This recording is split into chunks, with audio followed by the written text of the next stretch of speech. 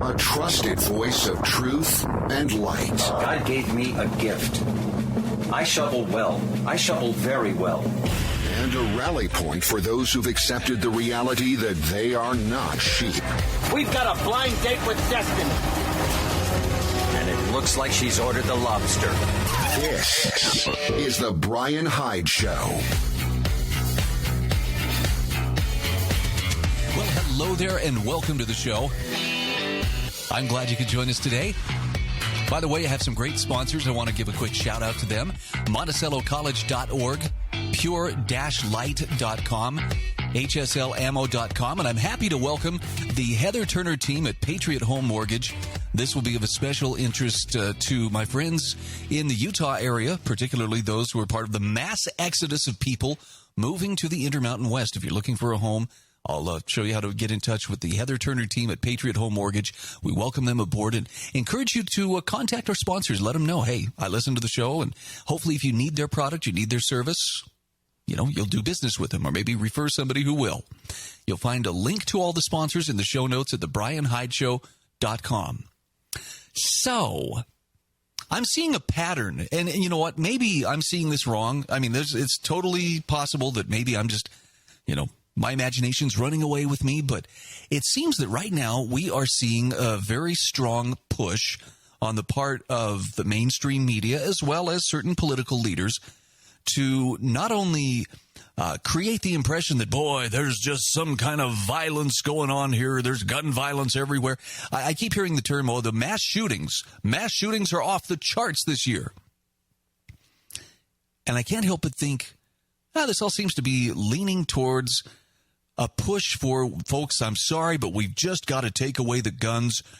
We tried it, and for a couple hundred years, we did okay, but you just can't trust the public with private firearms ownership, and so we've got to turn them in. That's where I believe this is headed. And by the way, for the record, I think that is possibly the most stupid and suicidal policy that any politician can ever embrace. And I don't mean to sound like I'm beating my chest here. I'm just simply acknowledging there is no way on earth that the millions, tens of millions of Americans who have armed themselves over the past 10, 15, 20 years, the last 2 years especially, there's no way they're going to give up their guns.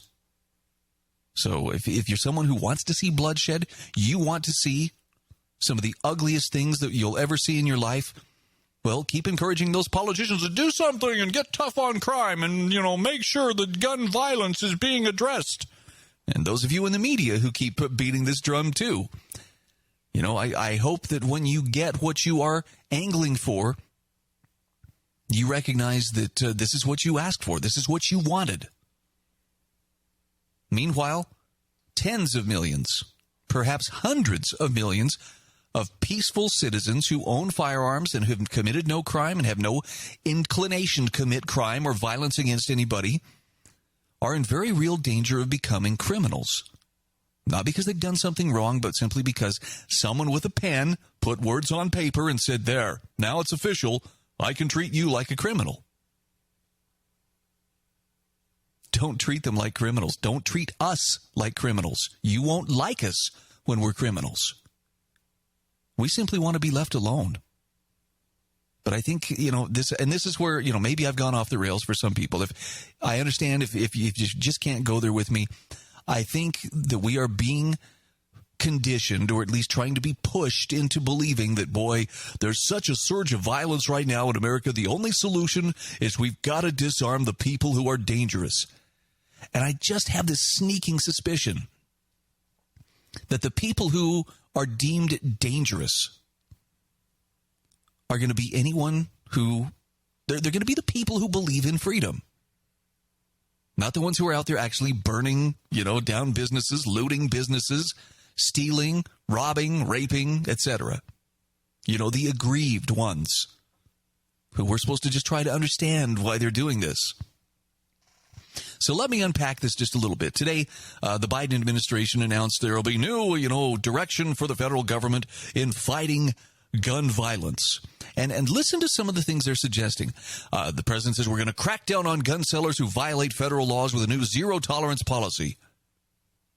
Okay, this means the bureaucracy is going to be unleashed to go through and find reasons to either take away or deny federal firearms licenses to those who currently hold them. Now, just so you know, people who hold an FFL really aren't in the habit of cutting corners. It's already a pretty tightly regulated industry, meaning with an FFL, the Bureau of Alcohol, Tobacco, Firearms, and Explosives can and will make unannounced visits to your business, and they will, go through things with a fine-tooth comb. They're looking for any discrepancies in paperwork. You're supposed to keep all the paperwork and so forth. I mean, it's not like there's already not a huge layer of bureaucracy that's keeping track of this. But now they'll be looking to create new laws that will make it ever more difficult for people to keep up with. And we're talking paperwork errors here. We're not talking about, well, they were selling guns to the cartels down in Mexico. That was actually our federal government that was doing that. If you remember the gun runner episode that Mike Vanderboe and others uncovered a few years back. Biden also is saying that he will give additional support to local law enforcement to help with summer crime increases. I mean, this is at a time where there's a lot of serious talk in some communities about we need to defund the police. We need to do whatever we can to make it harder for the police to get out there and actually work against crime. Look at California. And I don't even know where to pick. There are different areas in California. I think the Bay Area primarily is leading out here. But, petty larceny, someone stealing stuff from the store. Police no longer are going after those people. They don't even try to stop it. I've seen the videos myself of people going into a CVS or Target or some other store and, with full knowledge, they're being filmed. They're on video. They're not even trying to hide their face. And they go into the cosmetic section or whatever section and scoop hundreds and hundreds of dollars worth of product into a bag and walk out like, yeah, I'm owed this. So Uncle Sugar's going to throw a few, $100 million at your city, to maybe hire some more people to shake their finger and say, now, there's a better and more constructive way to handle this kind of behavior. They're also looking to invest in community violence intervention programs, expanding summer employment and services, particularly for teens and young adults, and helping formerly incarcerated individuals successfully re-enter their communities. Look, I can't begin to put into words what a clown world we live in. I guess the only thing, honk, honk, here we are. We are in clown world. When you have politicians, take, for instance, Maxine Waters, who will sit there and actively encourage people to riot, encourage people to confront and to get violent in the streets with impunity. And as long as you are on the correct side of this political equation, well, by gosh, they will absolutely, just stand up for you. And, there's legal organizations that bail Antifa out of jail as soon as they're arrested for things like attempted arson, for things like assault, not just on civilians, but also on, law enforcement people. It's pretty crazy. There's a definite double standard here. And I've heard it at least proposed, or the idea floated around. Maybe this is being done on purpose. Maybe there are people in power who are trying to provoke the citizenry into lashing out, into essentially throwing off the gloves and saying, enough. We're going to clean up this mess, and, we're going to start hanging up Antifa types like Christmas ornaments. Now, I don't advocate that, but I'm saying the provocation and the willingness to turn a blind eye to actual violence and property damage that's been done primarily by, the anti-fascist fascists among us, it does seem kind of curious. But, of course, the attention is, no. The real danger, what's really scary in America, is all these alleged white supremacists that are out there, victimizing society and going to take over the government. Why don't you know they planned an insurrection on January 6th? Except it looks more and more like the FBI actually planned what happened there and had its informants and its instigators guiding and directing what happened there at the Capitol. And by the way, do you know that not a single person, not one of the hundreds of people wrapped up in that investigation, arrested and sitting in jail awaiting trial for their crimes against the United States, Not one of them has been charged with carrying or using a firearm during that ruckus at the Capitol. But it sure appears like we're being shepherded towards a solution of, well, there's a lot of violence going on, and I'll grant you, they're looking at the statistics, especially of some of the bigger cities. Yeah, there is a lot of violence that is definitely up. But you know where it's not coming from? It's not coming from your friendly neighborhood white supremacists, in air quotes. It's coming from people who are being told, hey, you're a victim, and the only way that you're going to be hurt is if you lash out violently. Why would it make sense to disarm the citizenry? We'll take a look at the root of the violence. I mean the real root, just the other side of these messages. This is the Bryan Hyde Show.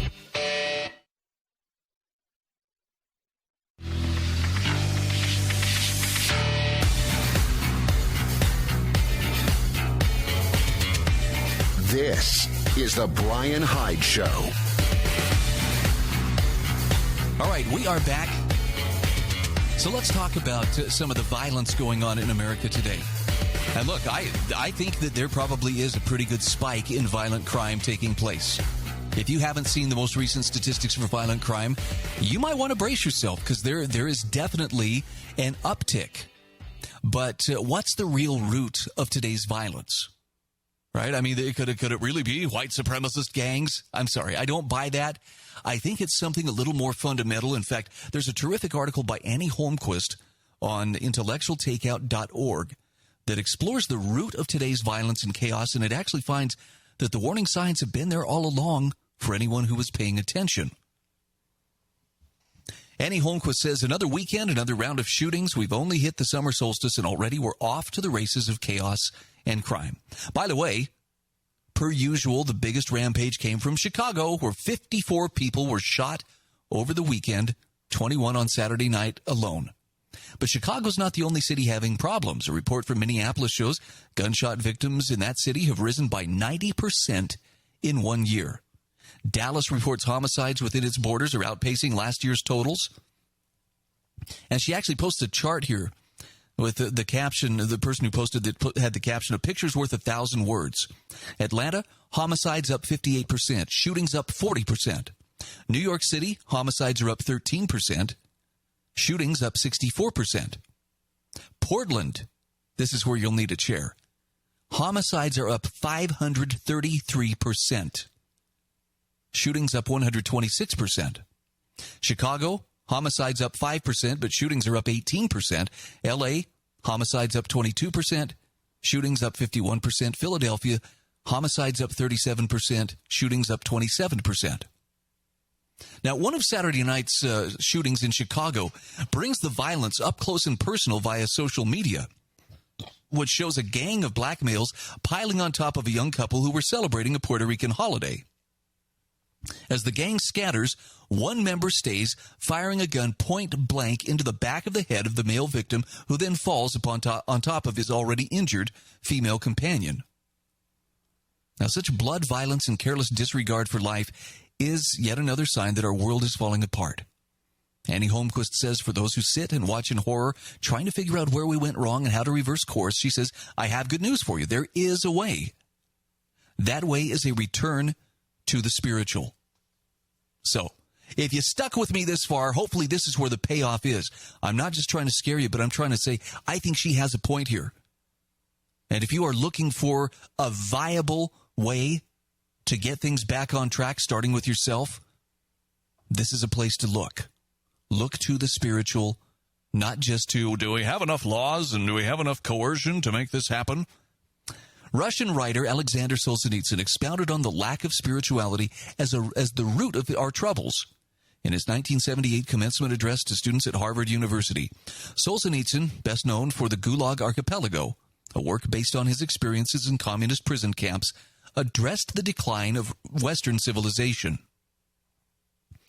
Although his native country was in the throes of communism at the time, Solzhenitsyn claimed he would not recommend the Western society of the 1970s as a model for the Eastern world to follow instead. The West, he explained, looked all right externally, but was in a sort of humanistic, materialistic malaise internally. It's people having turned our backs upon the Spirit. This abandonment of the spiritual provided access for evil and was often fostered by the demand for freedom. But freedom alone does not, in the least, solve all the problems of human life, Solzhenitsyn declared, and it even adds a few new ones. When that freedom is separated from God and man's moral responsibility. The real crisis in our world is that we place too much hope in political and social reforms only to find out that we were being deprived of our most precious possession, our spiritual life. Boy, let that sink in for just a second. Here are some more remarks from Solzhenitsyn to the Harvard class of 1978. Quote, if humanism were right in declaring that man is born to be happy, he would not be born to die. Since his body is doomed to die, his task on earth evidently must be more of a spiritual nature. It cannot be unrestrained enjoyment of everyday life. It cannot be the search for the best ways to obtain material goods and cheerfully get the most use out of them. It has to be the fulfillment of a permanent, earnest duty so that one's life journey may become an experience of moral growth, so that one may leave life a better human being than one started it. Only voluntary, inspired self-restraint can raise man above the world stream of materialism. End quote.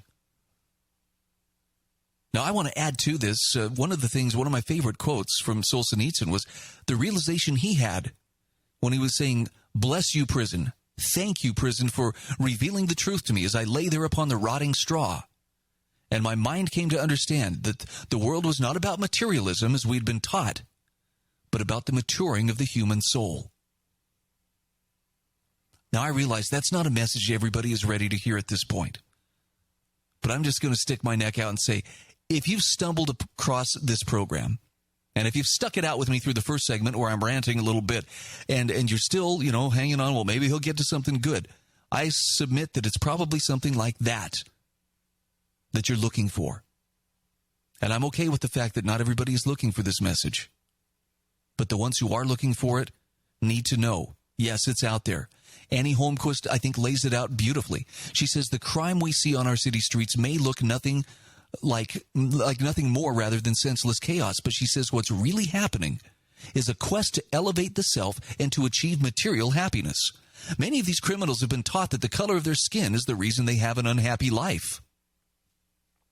That their poverty and the supposed oppression and abuse they've endured can be repaid through reckless freedom to take money, property, and life from others. Instead of being raised by whole families in the churches and communities which once taught people to live moral, upstanding lives in the sight of God, they've been raised by political and social reformists, trying to take the place of these sacred institutions. In acknowledging this, we get to the root of the problem that Solzhenitsyn talked about, a life without God. Annie Holmquist says we have sowed humanism and materialism. Now we are reaping the consequences in the crime and chaos unfolding on our streets. Perhaps even in an even bigger way than Solzhenitsyn could have imagined when he gave his address to Harvard more than 40 years ago. But she says there is good news. In his address, Solzhenitsyn also notes how the suffering of his countrymen under communism was good for them, for it turned them to God. That's a pretty large perspective, but I don't think he's wrong, and I don't think Annie is wrong in pointing this out.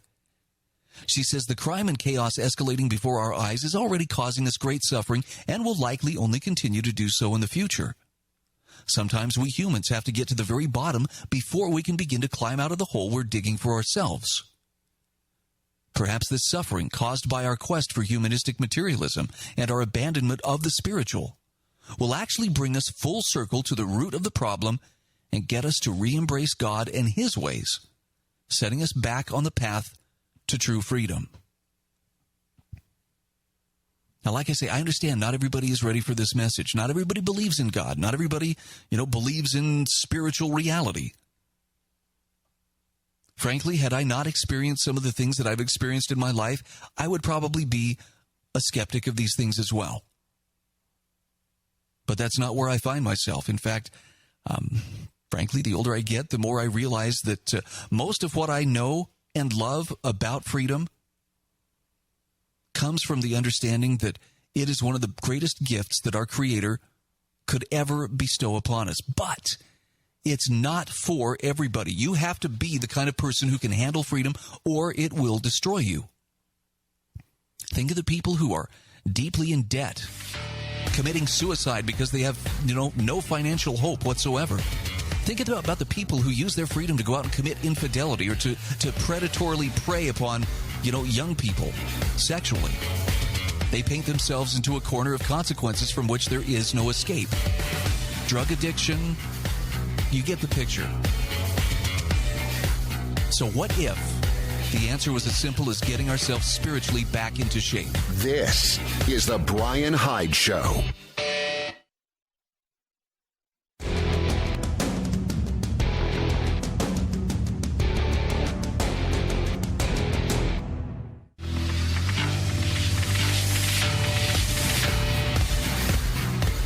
Hey, welcome back to the show.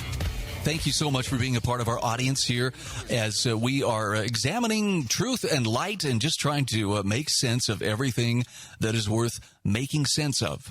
I'm glad you could join us here on the Bryan Hyde Show. I wanted to give a quick mention to one of my new sponsors, and that would be the Heather Turner team at Patriot Home Mortgage. Now, if you are one of the thousands of people relocating to the Intermountain West right now, I don't really have to tell you, this is the hottest real estate market most of us have ever seen. So when you find the home of your dreams, competition is fierce, your financing better be squared away right now. And this is where the Heather Turner team at Patriot Home Mortgage comes in. Heather has decades of experience in the lending industry. She clearly understands all the procedures, all the ins and outs of what the lenders as well as the borrowers need. She is the one you want on your side to make things happen when time is of the essence. And when we're talking from VA loans to traditional loans to reverse mortgages, maybe you even just want to refinance your existing home loan. The Heather Turner team at Patriot Home Mortgage, located at 619 South Bluff Street, Tower 1 and 2 in St. George, Utah. These are the folks you need on your side. And they can make it happen for you.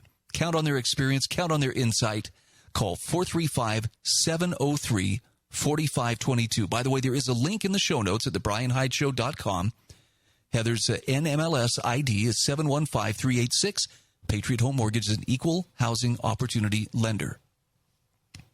So, started out the episode today talking a little bit about, the governor. I'm sorry, the governor.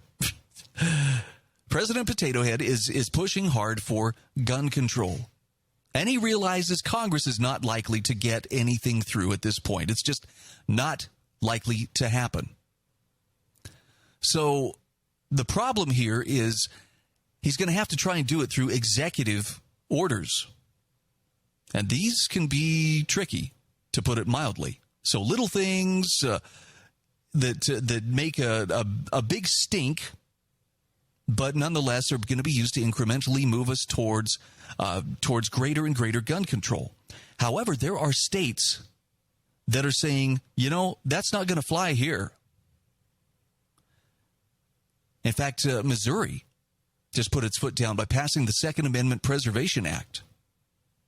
Let's take a look at this, and you can decide what you think about it, but Missouri's telling the feds, we will not enforce your gun laws. The article by Ryan McMaken on Mises.org says, on June 12th, Missouri Governor Mike Parson signed HB 85. That's the Second Amendment Preservation Act recently approved by the state's legislature. Now, the new law is designed to prevent state and local law enforcement from enforcing federal laws regulating private ownership of firearms. Here's what the act says, in part. The act declares that all federal acts, laws, executive orders, administrative orders, court orders, rules, and regulations, whether past, present, or future, that infringe on the people's right to keep and bear arms as guaranteed by the Second Amendment to the United States Constitution and Article 1, Section 23 of the Missouri Constitution, must be invalid in this state, including those that impose a tax, levy, fee, or stamp on these items as specified in the bill, require the registration or tracking of these items or their owners, prohibit the possession, ownership, use, or transfer of a firearm, or order the confiscation of these items. Now, we'll take a pause from the act for a moment. And again, Ryan McMaken says the act also opens up law enforcement officials and other state personnel to legal penalties if they do enforce firearms laws, In fact, it says it specifies that any entity or person who knowingly acts under the color of any federal or state law to deprive a Missouri citizen of the rights and privileges ensured by the federal and state constitutions to keep and bear arms must be liable to the injured party for redress, including monetary damages in the amount of $50,000 per occurrence and injunctive relief. Sovereign immunity shall not be a defense. End quote. So basically, the law attempts to do two different things. First is to declare certain federal laws invalid within the state. The second is to state that police are prohibited from providing material aid and support to federal officials seeking to prosecute Missouri residents under federal gun laws. The first aspect of the legislation is on shaky ground. The second aspect, however, has the potential to have a real effect on the enforcement of federal gun laws in the state. Now, here's the key distinction. The state isn't claiming to invalidate federal gun laws, but they don't have to help to enforce them. Ryan McMaken says naturally gun control advocates and opponents of decentralization have condemned the bill, mostly on the grounds of the legal doctrines and federal preemption and federal supremacy. But that only applies to the part of the bill claiming to invalidate federal law.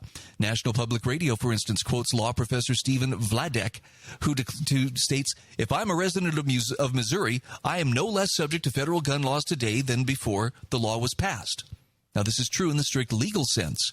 Federal gun laws have not actually been repealed in Missouri, and the federal government can still draw upon its own resources to attempt to enforce these laws within the state.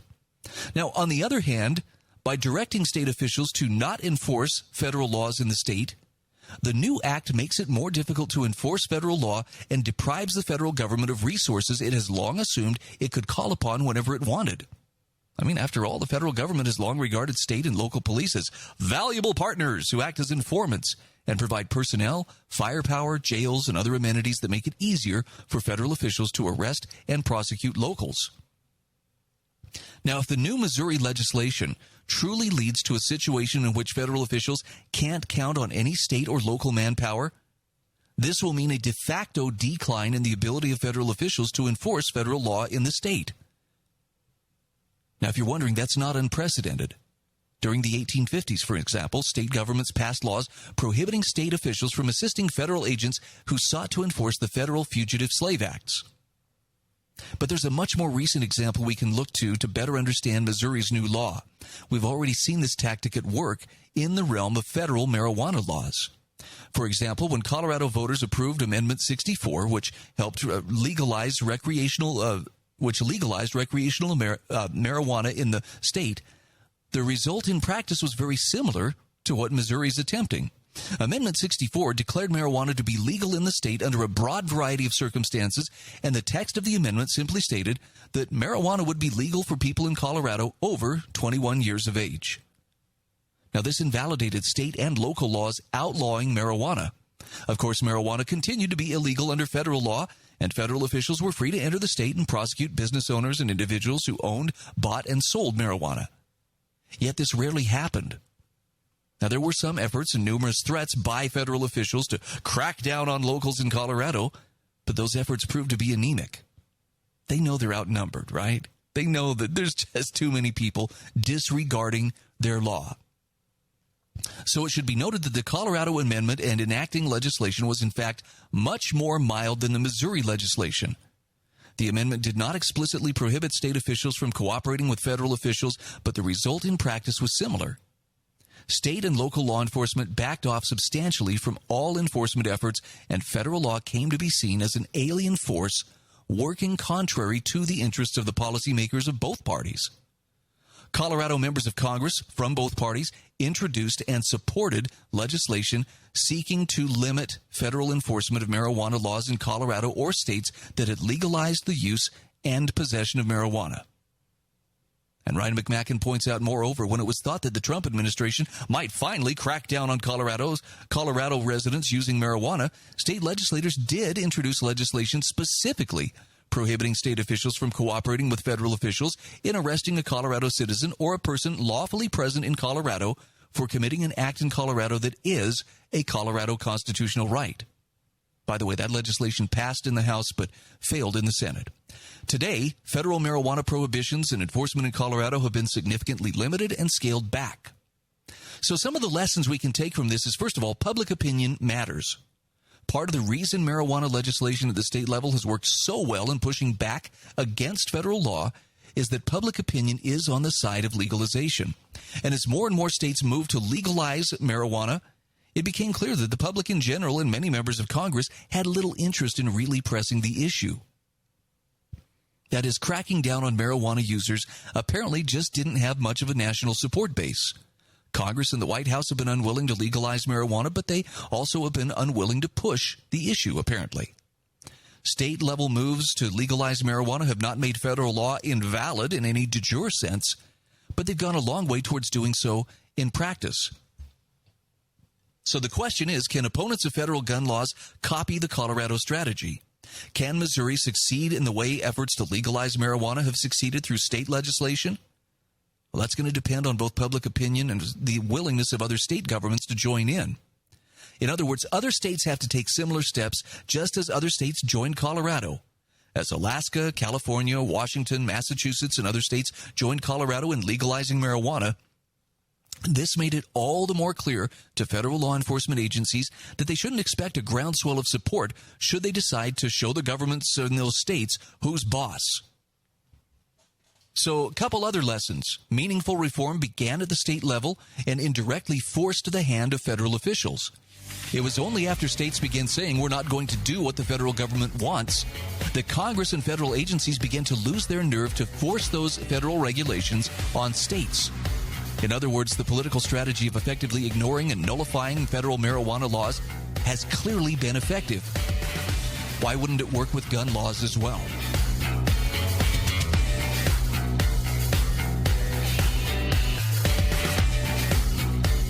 This is the Bryan Hyde Show.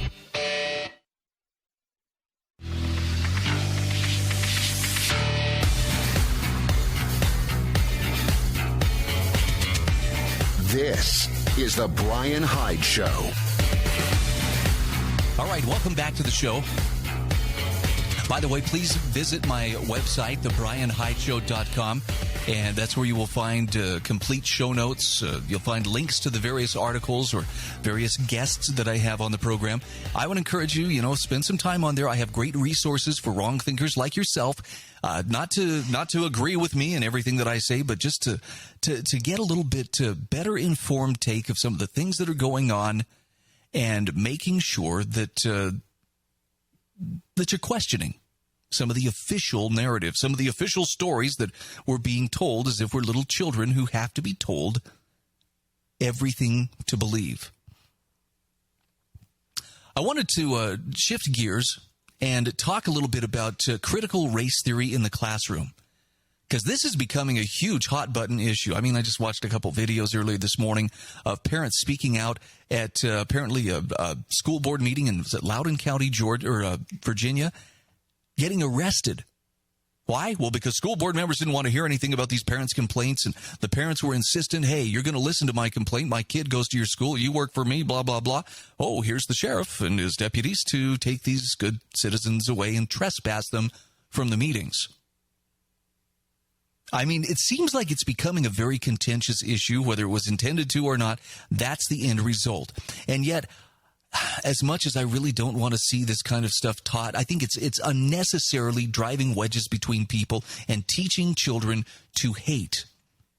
But I'm not sure that having an official law banning the teaching of this controversial idea or that controversial idea in the classroom is necessarily the best way to do it. Hear me out on this, okay? Because this is not a defense of critical race theory. It's a defense of free speech.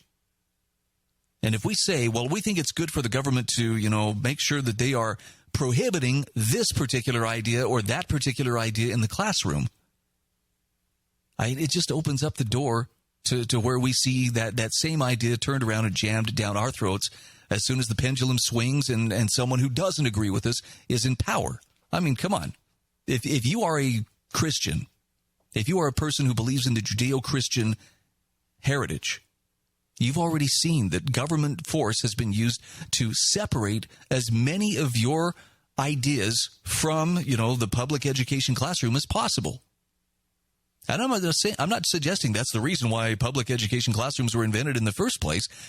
I'm suggesting that there was a time when kids could recite scriptures in school, and no one was concerned that, oh my gosh, they're trying to indoctrinate them into Christianity, or they're trying to turn them Jewish, by having them recite something from the Torah. It was just understood this is part of our culture. Some people believe it, some people don't. Maybe the day started with a prayer in the classroom. Graduation included a prayer. I don't know if you've seen this. Have you ever seen the baccalaureate service programs? I looked at mine from 37 years ago and was astonished. That was purely a religious service. And by the way, it was held in the high school gym. Oh, wow, what lawbreakers we were. But there's another angle to consider here as well. When it comes to a critical race theory and the big debate over do we want this in the classroom or not, look, I have no doubt there are those who would use the classroom and the captive audience of students there to push divisive claptrap-like critical race theory. No doubt about it. They've already pushed a lot of other crazy identity politics stuff, and so, yeah, it wouldn't be a surprise to see this at all. However, Robert Pondicio, writing for the American Enterprise Institute, says we really don't know what's happening in our classrooms. This is what the debate over critical race theory misses.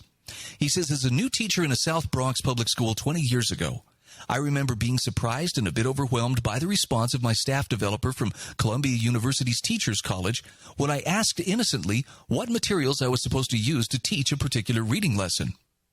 Mr. Pondicio, you're the best person to know what your children need, she replied. Now, he says, I thought it was an unhelpful response, even deliberately obtuse, but she meant it earnestly. Her point was that it was up to me to choose reading materials that would interest and engage students. Now, it was bad advice for several reasons that we needn't delve into at present, but he says, the fact that so much of the curriculum in American classrooms, is not codified in any meaningful way is an overlooked facet of the ongoing debate about critical race theory in schools. As he noted in a piece in the new issue of Commentary, far less external control is exercised over classroom content than is commonly imagined. He says we know surprisingly little about what gets in front of children in U.S. classrooms. Lawmakers, advocates, activists, those calling for candy in every classroom, and those who think anything short of wholesale critical race theory, bans, or criminal negligence have missed this point almost entirely. Now, he says, if you think my experience was an anomaly, think again. A RAND study done a few years ago found that virtually every U.S. teacher, 99% of elementary teachers, 96% of secondary school teachers, draws upon materials I developed and or selected myself for their lessons. That's the teacher speaking. A separate study revealed that nearly 3 out of 4 social studies teachers agreed with the statement. Textbooks are becoming less and less important in my classroom. Materials that teachers found, modified, or created from scratch make up the majority of what gets caught. Only 1 in 4 secondary school social studies teachers surveyed cited resources provided by my school or district as comprising the majority of what they use in class on a given day. Now, critically, this is not generally considered a flaw, but rather a feature of pedagogical practice. Teachers are trained to differentiate instruction, adapt, modify, and individualize lessons to account for disparate student interests and skill levels, and otherwise find ways to maximize student engagement. What this means is that states, districts, and school boards have less control over what gets in front of students than do Google, Pinterest, and the lesson-sharing website Teachers Pay Teachers, which, by the way, are the top 3 places teachers go when looking for materials. A perfect example of this curriculum bazaar phenomenon is the very thing that most triggered conservatives and drove anti-CRT legislation in 20-odd states. The New York Times controversial 1619 project, the Pulitzer Center, which publishes curriculum materials for 1619, claims on its website that teachers across all 50 states have accessed the Pulitzer Center educational resources since the project's launch. But he says only a tiny number of school districts, including Chicago, Buffalo, and Newark, New Jersey, have formally authorized 1619 for classroom use. As he noted in his other piece in Commentary, this is a telltale glimpse of how materials find their way into American classrooms. Teachers, either individually or in grade level or subject matter teams, decide for themselves what gets read, discussed, and put in front of children, with little, if any, oversight. Now, he says none of this is to suggest that it's pointless for lawmakers to try to signal their displeasure about controversial ideas being presented as unassailable truth in schools, or that it's fruitless for parents to complain to school boards about objectionable course content. But he says expectations should be modest for any effort to control classroom content through legislative action. However one may feel about banning critical race theory from classrooms in a given state, he says don't assume it's going to change much of anything. The vast weight of evidence suggests that habits, practices, and beliefs of individual teachers matter much more. Now, in interest of full disclosure, my wife is a public school teacher. Now, she's a math teacher, so she probably wouldn't be tempted to be spending a whole lot of time on critical race theory, not that she would be interested in it in the first place. But if you're not sure about what is showing up in your kid's classroom, it's probably because you're not as involved in your kid's education. I mean, look, there's once upon a time I might have suggested, the time is just pull your kids out of the school system and do it right now. For some parents, by the way, that may be the right answer. I have 2 kids who are enrolled in public school right now. But here's the difference. My kids sit down and talk with me, and they talk with my wife, and we go over the things that they're learning. We talk about the ideas that are being presented to them. And if necessary, we have conversations about correcting those ideas and where we can learn a more complete perspective on those ideas. I know it's going to sound like I'm bragging, but my kids are pretty sharp. And this is true of all my kids. Even my grown-up kids are really good about questioning the narrative. They have pretty good BS detectors, far better than I had when I was their age. I don't think it's possible to sequester yourself behind a wall of laws or, policy statements that will protect you from dangerous or ugly ideas like critical race theory.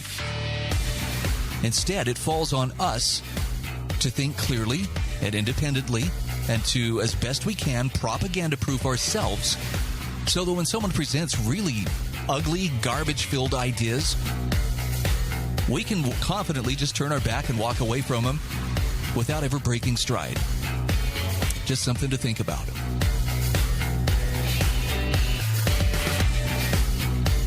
This is the Bryan Hyde Show.